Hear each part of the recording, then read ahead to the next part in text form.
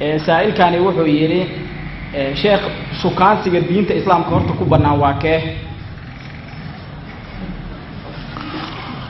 بسم الله الرحمن الرحيم كان آد سميسان معها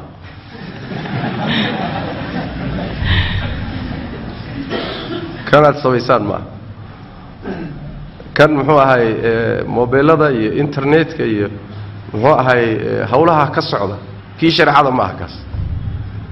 كشرع هذا وحوي له أقول يا صح لو ذا الروح دمع جور كلا جلاه وحلو أقول يا هاي إن إسأرك كران طبعا إسأرجع إني وضح لي كران أو سويدين كران إن محوها هاي جور كي ديار ويا الروح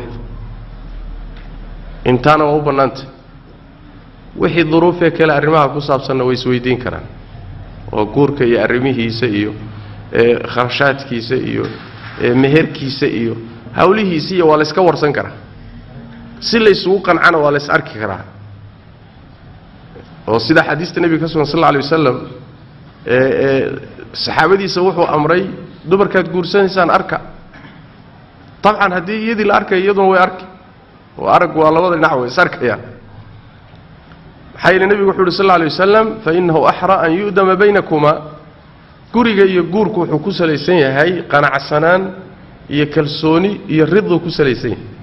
رضاها يقنع السنان تروح يمان كرتادتكم مركا يساركان ساس ردد النبي صلى الله عليه وسلم يسارك وأرق بالليه معنا أرق اسمركو دعوه لما ميدواه إن ليسكو قنعوه إن ليسكو قنعواه هذه اللي يسكو قنعي وايو يريد way xidhantay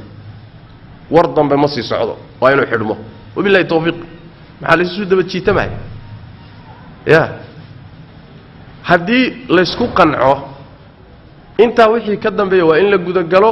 processkii iyo ijraa'aadkii guurka waa in la guda galo waa inuu ninka gabadha ehelkeeda weydiisto ehelkeedu siiyaan sida marka muxuu ahaay la isku mehersado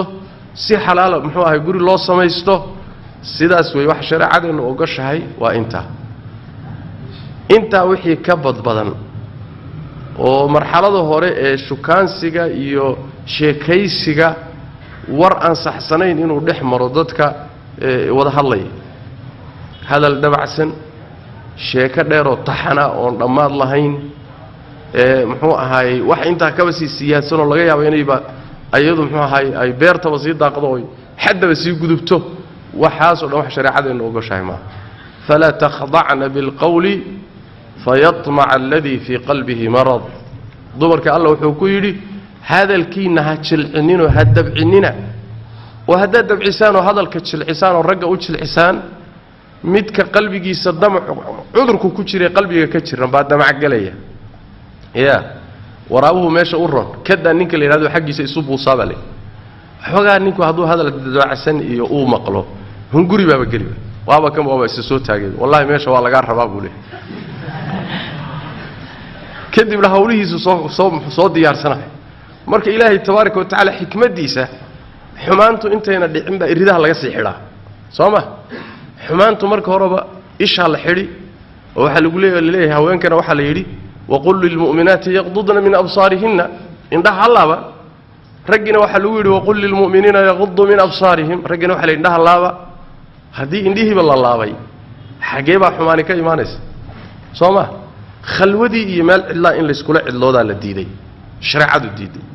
هاي الشيطان بس دحين يسكوكين قلقالين حمانتي بعد عيس وحل الديدي دمركيني صفران أيجو كل جودون محرم لسعنين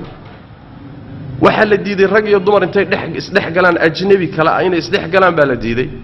waxa soo dhan waa taxadar waxa laga taxadarayaa waxa laga taxadarayaa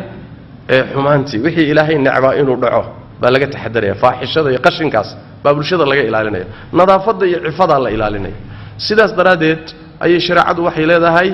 waxyaalahaasi waxay keeni karaan simbirraxay keeni karaan lugta oo ku fakatay keeni kartaa sooma soo ma jiraan dhalinyaro fara badan oo say uun shukaansi iyo sheeka iyo haasawo u wadeen marka dambana lugta u fakatay soo ma jiraan